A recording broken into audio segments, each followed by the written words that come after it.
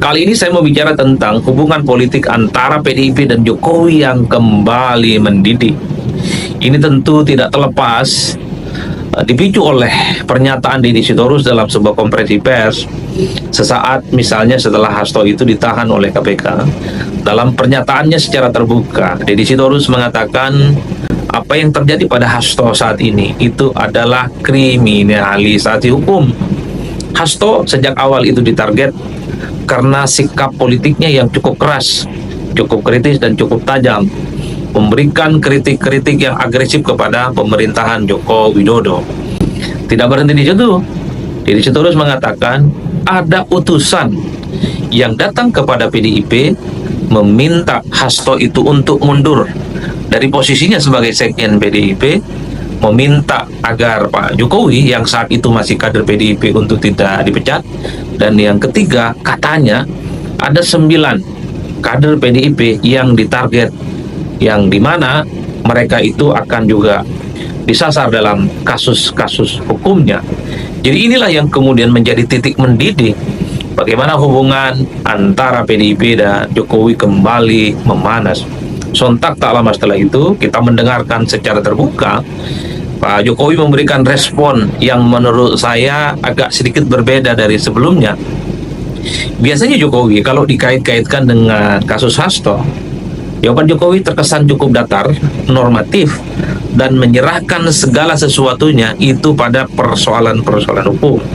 Tapi ketika menanggapi pernyataan Deddy Sitorus, Jokowi terkesan secara gestur politik sangat kelihatan tidak happy dan kelihatan sekali sangat marah. Jokowi mengatakan bahwa dirinya diam ketika sering dihina-hina. Jokowi itu diam ketika misalnya sering dibully, dicaci maki, dan seterusnya dan seterusnya. Tapi kesabaran itu ada batasnya. Jadi kata kesabaran ada batasnya itu dipahami oleh publik sebagai bentuk kemarahan. Karena sepertinya Jokowi juga sudah mulai tidak tahan. Kalau segala sesuatu yang terjadi dengan PDIP, kalau segala sesuatu yang kemudian terjadi dengan proses-proses hukum kader PDIP seperti Hasto, itu seakan-akan dikait-kaitkan dengan Pak Jokowi. Jadi dalam konteks inilah kemudian saya tertarik untuk bicara. Pertama, kalau mau jujur sebenarnya, dari pihak PDIP sebenarnya membantah bahwa yang disebut dengan utusan itu adalah utusan dari Pak Jokowi. Mereka kembali mengutip pernyataan Deddy Sitorus yang mengatakan bahwa Deddy Sitorus itu hanya mengatakan ada utusan yang datang kepada mereka PDIP dan tidak pernah mengatakan misalnya ada utusan yang diutus oleh Pak Jokowi. Itu adalah bahasa ngeles sebenarnya yang dipahami oleh publik, karena memang statement Deddy Sitorus tidak menyebutkan utusan itu utusan siapa, hanya menyebutkan ada utusan yang datang kepada mereka meminta supaya Hasto itu mundur dari sekjen dan Pak Jokowi tidak dipecat dalam posisinya sebagai kader PDIP dan seterusnya dan seterusnya. Jadi itulah yang kemudian membuat per hari ini perdebatan apakah pernyataan Deddy Sitorus itu ditujukan kepada PDIP ataupun tidak menjadi cukup dilematis, karena satu sisi memang pernyataan Deddy Sitorus itu tidak secara eksplisit menyebut ada utusan dari Jokowi.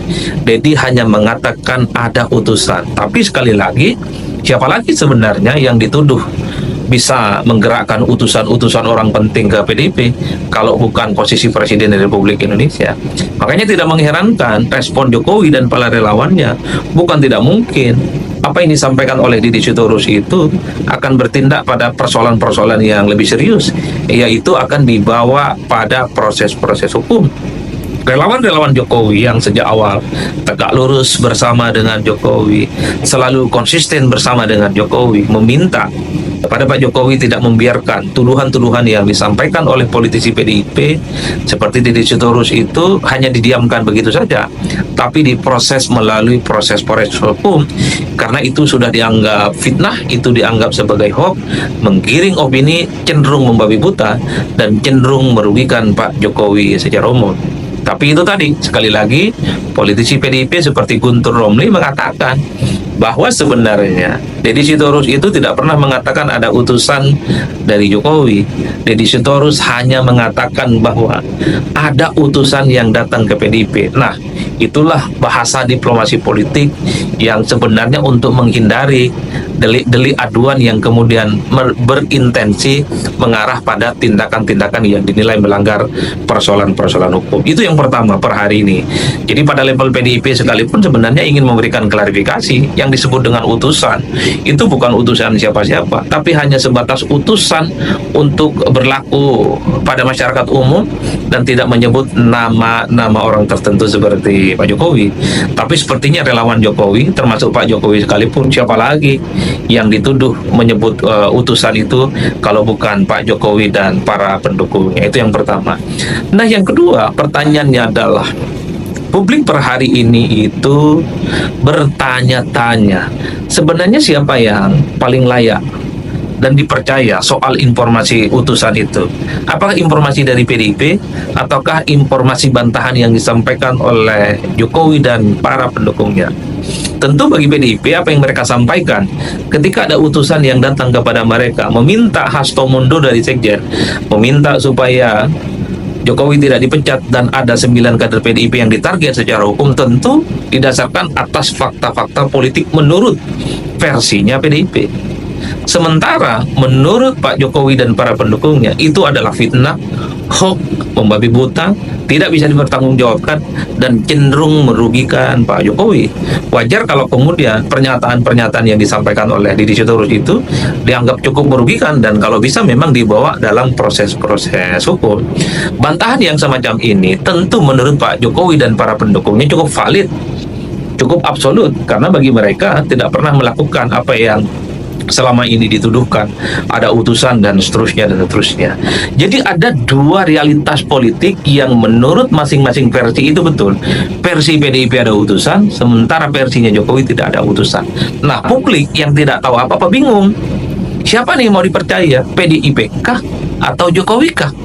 Oke, baik teman-teman, kembali lagi di channel GR 2045. Salam inspirasi, salam NKRI, harga mati. Tentu kita sudah mendengarkan sedikit penjelasan atau edukasi yang telah disampaikan oleh Adi Prigno mengenai hubungan antara Jokowi dan Partai PDIP. Partai PDIP yang dipimpin oleh Ibu Megawati Soekarno Putri sebagai Ketua Umum. Tentu ini terkait dengan kasus Hasto yang telah ditahan oleh KPK yang 2 minggu yang lewat.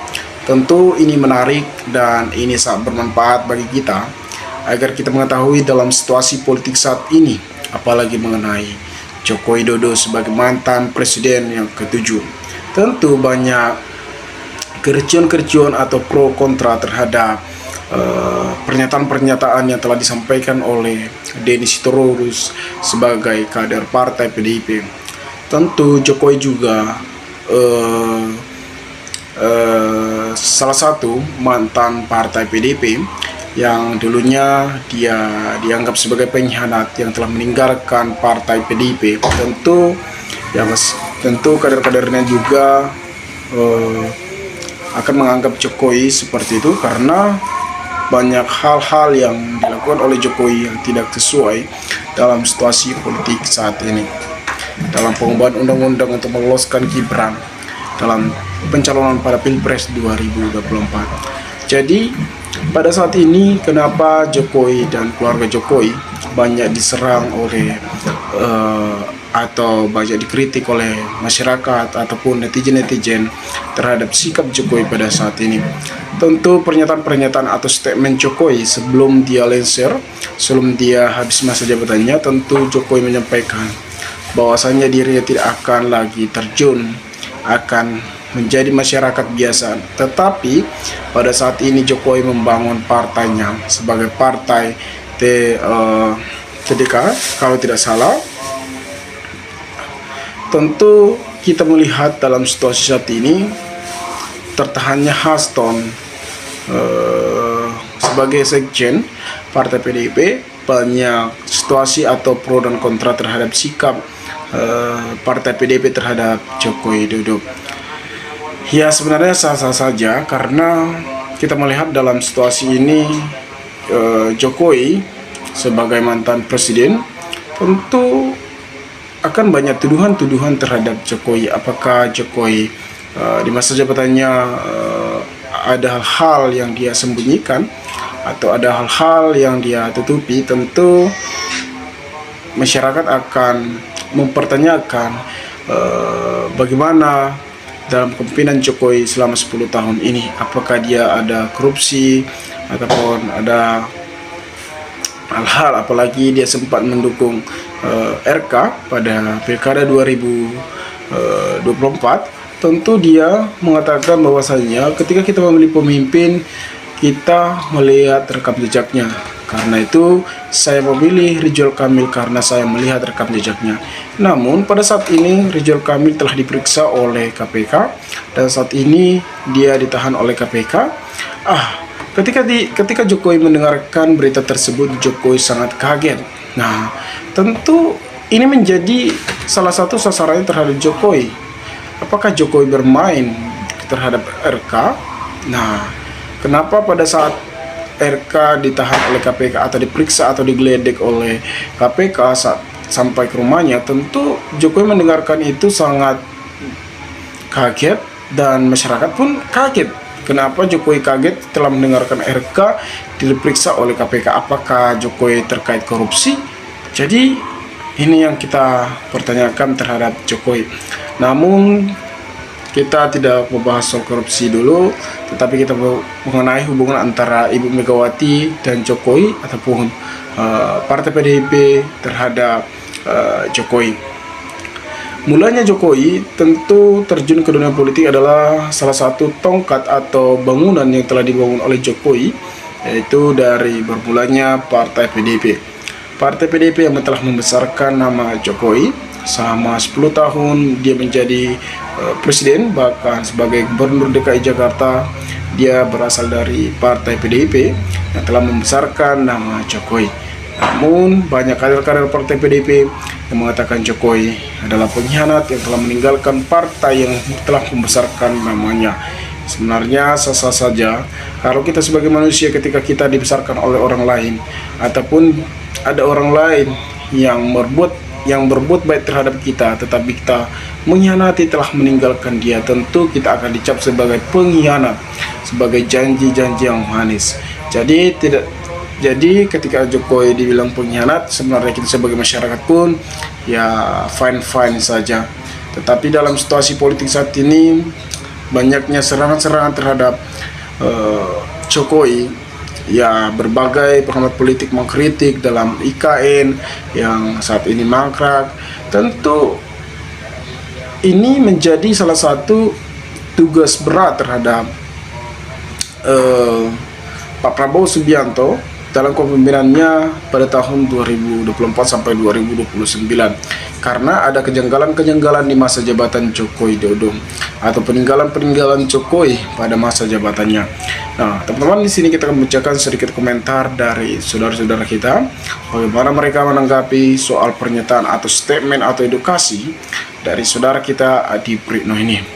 Pak Jokowi hanya menjawab apa yang ditanya atau apa dipertanyakan oleh wartawan. Itu ditanya berulang-ulang di Solo. Berarti kami selaku rakyat lebih baik cara mengkritik dengan cara santun sopan, tidak menghina. Artinya tata krama sangat penting, baik bernegara, berbangsa, bahkan berpolitik. Gitu ya, Mas. Tentu kita sebagai negara demokrasi, tentu kita juga berhak mengkritik dalam pemerintahan siapapun sebagai pemerintah, tetapi dengan akhlak, dengan tata krama, tentu kita berhak untuk mengkritik, untuk memberi masukan terhadap pemerintah agar pemerintah lebih baik ke depannya. Di saat negara lain bekerja sama memajukan negaranya, miris sekali di negeri ini masih saja ribut saling menjatuhkan dan berebut kekuasaan. Rakyat yang cerdas sudah muak dengan koar-koar para politis. Rakyat hanya ingin melihat bukti dan fakta serta aksi nyata. Saya sangat mempercayai Bapak Jokowi, orang jujur, baik dan negarawan. Sehat selalu Pak Jokowi. Tentu ada beberapa netizen ataupun masyarakat, tentu kita tidak melarang ketika orang itu menyukai atau tidaknya. Tentu kita juga memiliki pihak-pihak atau bisa dikatakan kita berhak pilihan kita suka atau tidaknya, teman-teman. Jadi dalam dunia politik ini juga kita melihat mereka berperang atau mereka berdebat, tentu di balik layar tersebut mereka akan bersekongkol. Jadi kita sebagai masyarakat jangan buta politik, karena pentingnya politik saat ini, apalagi mengenai dalam situasi zaman semakin maju, dan kita bisa lihat dalam situasi ini pentingnya kita memiliki pikiran yang sangat kritis. Nah, teman-teman, mungkin sekian video ini. Jika ada pertanyaan atau tanggapan dari teman-teman, maka berikanlah tanggapan teman-teman di kolom komentar agar kita bisa saling tukar pikiran satu antara lain. Salam inspirasi, salam NKRI GR 2045 melaporkan.